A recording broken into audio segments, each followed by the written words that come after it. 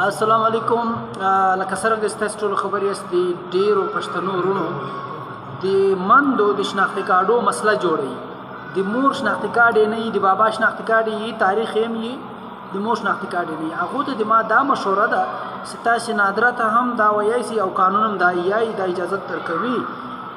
کله چې هم تا د مور نه پلار یې نه مور یې تاریخ کې نه رجسټر یې نه شناختی کارډ جوړي نه صحیح د مور یو شی هم نه لري هغه ته تاسو د مور لپاره فرضي نوم د پلار تم ورکوي سي فرضي نوم د تاسو د خپل عادي سي د تاسو انا کیږي هغه ته نوم ورکوي سي د تاسو انا او نکاح کیږي د مور له طرفه هغه ته فرضي نوم ورکوي سي. نادره ته دا ویلی سي دا د اخ ټیم خبره ده کوم ټیم کې سي بلو پاکستان ته بلوچستان ته یا کې پی سایډ ته انتهایی د افغانستان لخوا یتیمان بچیان رالو یاغو نمورو نه پلارو کفالت یې مشکړی دا د مش په کفالت کې مسیرانو دلته واده هم په خپل کور کړی دا غټ حالې چې د تاسو لپاره دا بولم ستاسو فرضي نوم ورکولای شي قانون دغه د پاره چې چا مور او پلار نه معلوم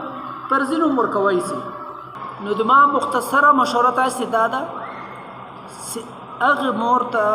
فرضي نوم پلار او مور ته ورکوي شي چې د چا نه مور معلومه نه پلار معلومه نه تاریخي نه شناختی کارت جوړ شوی نه په ماجر کارت کې ګوتې لګېدلې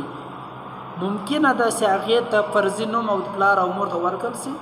هغه د شناختی کارت دپاره د خپل میړه پسې شناختی کارت جوړوی شي. په تاریخ کې دا خبر کول دي چې په 1978 کې 79 کې کوم د روس جنګ و د هغه جنګ کې دا خلک راغلي یتیمان کفالت ته مشکړی ده یو څوک نه لري کته چیرې شناختی کارت غواړي نادرې د بابا ریکارډ یې غواړي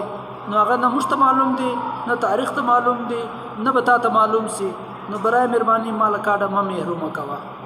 جی